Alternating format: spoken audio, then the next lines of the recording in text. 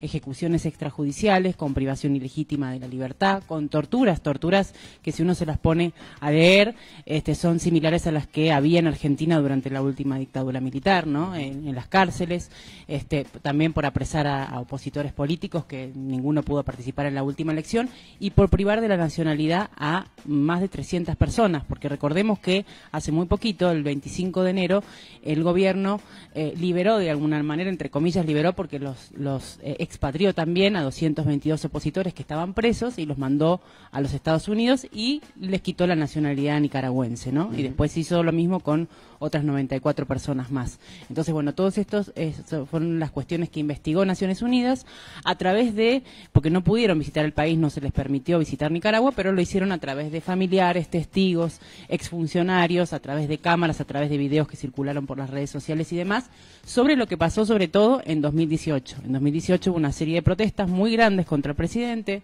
murieron cerca de 400 personas, ¿no? Fueron asesinadas cerca de 400 personas, y a partir de eso es que Naciones Unidas decide iniciar el año pasado esta investigación, ¿no? Y para ver cómo está la situación también hoy.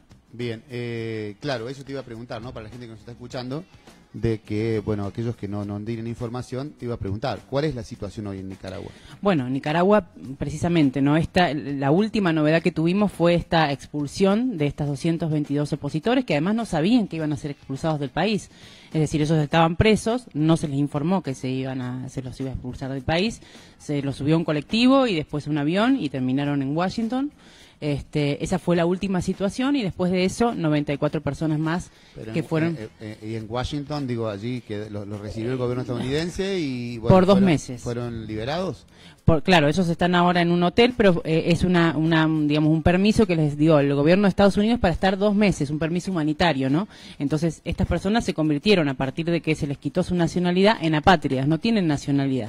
Sí hubo muchas manifestaciones de distintos gobiernos, incluso de Argentina también, de que si estas personas quieren tener la ciudadanía argentina o la ciudadanía de España, por ejemplo, la pueden tener y ejercer sus derechos, porque una persona apátrida no tiene, digamos, al no pertenecer a ningún Estado, no tiene la protección de ningún Estado para garantizar sus derechos mínimos, ¿no? Bien. Bueno, Estados Unidos, o sea que, bueno, la contención de 2 meses... Y después, bueno, seguramente el mismo Estados Unidos puede decir, al momento de tener el registro, el seguimiento de cada uno de ellos, puede enviarlos a otro lado.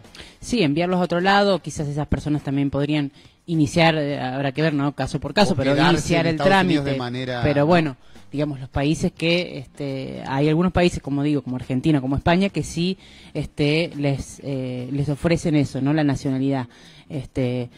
El tema es que, digamos, no es tan fácil, y sobre todo en Estados Unidos, conseguir la ciudadanía, ¿no? Quizás puede haber alguna excepción, pero según lo que dice el presidente de Nicaragua, no hubo ninguna negociación con Estados Unidos para esto, sino que se los envió porque se los quería expatriar directamente como un castigo. Entonces, bueno, Estados Unidos les dio este permiso humanitario por estos 2 meses.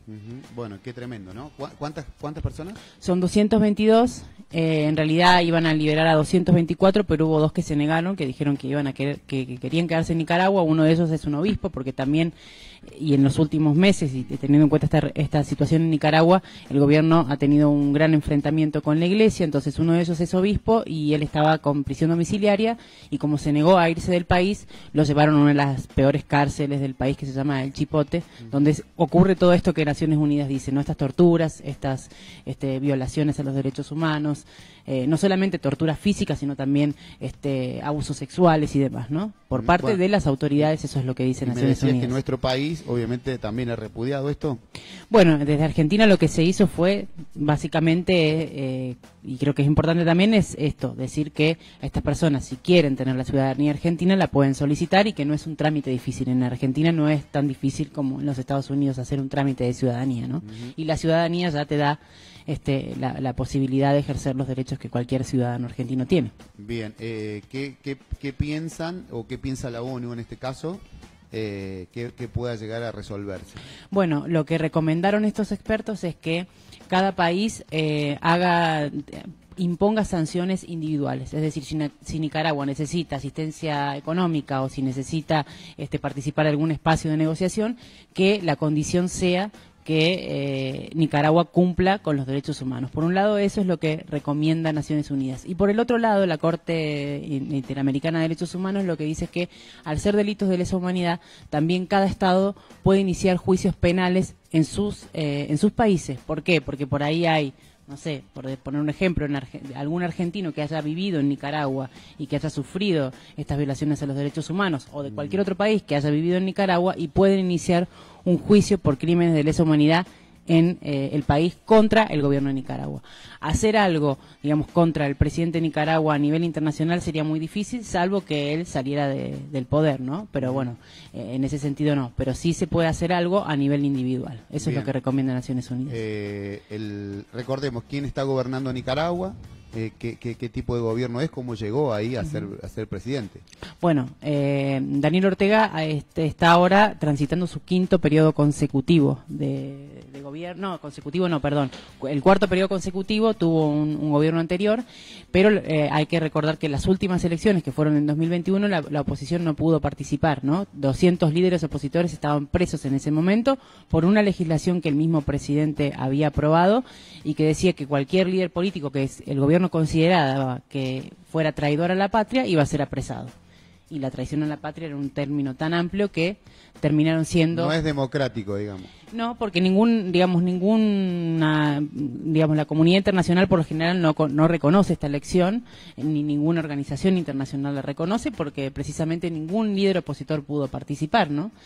La situación se puso mucho más complicada desde 2018. En 2018 coinciden todos en que empezó una mayor persecución porque hubo una serie de protestas en contra del gobierno, y desde ese momento el gobierno está manteniéndose bajo la represión y no bajo el consenso, ¿no? Entonces eso es lo que está pasando hoy en Nicaragua. Bueno, Nicaragua es un país, muy humilde, que está siendo muy afectado en distintos puntos, distintos ámbitos, ¿no?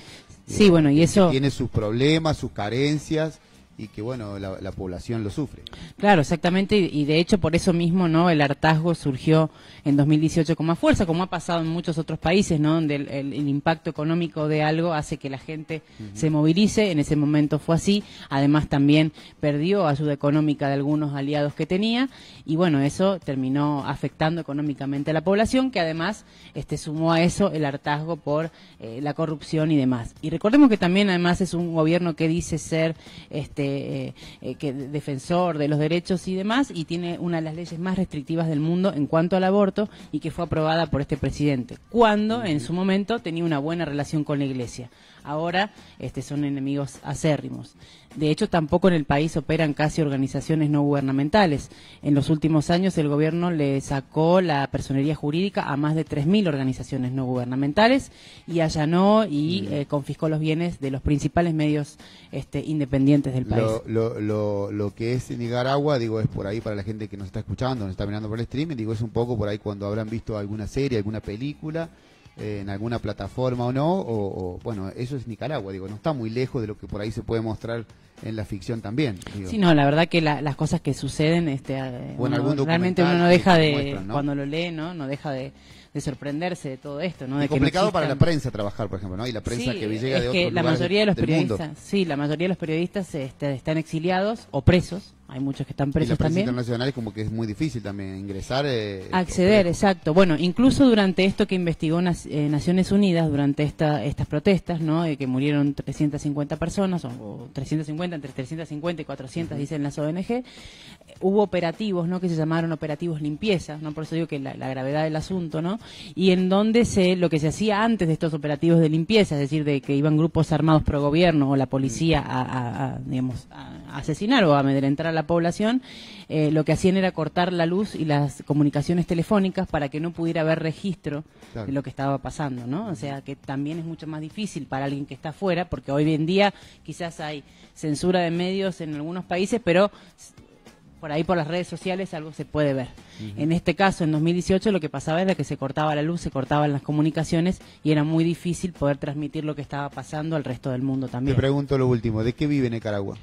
¿Qué produce? Bueno, vive, digamos, tenía, sobre todo la ayuda, digamos, económica externa, sí tenía también una asistencia, en este momento ahora está sancionada, pero tenía una asistencia de los Estados Unidos. Con Donald Trump tenía una mejor relación porque no permitía el paso de los migrantes a los Estados Unidos, y con toda esta cuestión de las ayudas que perdió y del empresariado que creció en realidad gracias un poco al gobierno, fue perdiendo capacidad económica, además que fue afectado también por toda la situación que ha afectado al resto del mundo también. Bien, bueno, compleja la situación. Bueno, Agus, agradecerte como siempre. Bueno, importante esta información de lo de Nicaragua y es lamentable, ¿no? Y también la ONU, me imagino, seguirá trabajando y por el bien y el bienestar algún día, ¿no? Para todos esos habitantes de ese país. Sí, en realidad yo creo que, bueno, nosotros lamentablemente estamos acostumbrados a ver muchas declaraciones y después que no pase nada. Lo que insta a Naciones Unidas es a que cada país tome medidas individuales, porque es muy difícil realmente a nivel internacional tomar medidas conjuntas, salvo en algunos casos puntuales, y que también fue difícil porque lo vimos en la guerra de Ucrania, donde había un cierto consenso, sí, hubo sanciones, pero y bueno, incluso dentro de la Unión Europea hubo países que decidieron sancionar más o menos a Rusia y otros que no, porque dependían del gas, porque dependían de ciertos productos de Rusia también. Entonces, a nivel internacional es muy difícil aplicar una sanción conjunta, por eso Naciones Unidas insta que cada país lo haga individualmente, ya sea con sanciones o ya sea iniciando procesos legales penales por estos crímenes de lesa humanidad. Muy bien. Agustina, muchas gracias. Gracias a vos. Agustina Bordigoni, La Mañana de Radio La Finur con toda la política internacional. Vamos a continuar hasta las 10, estamos en radio, dale.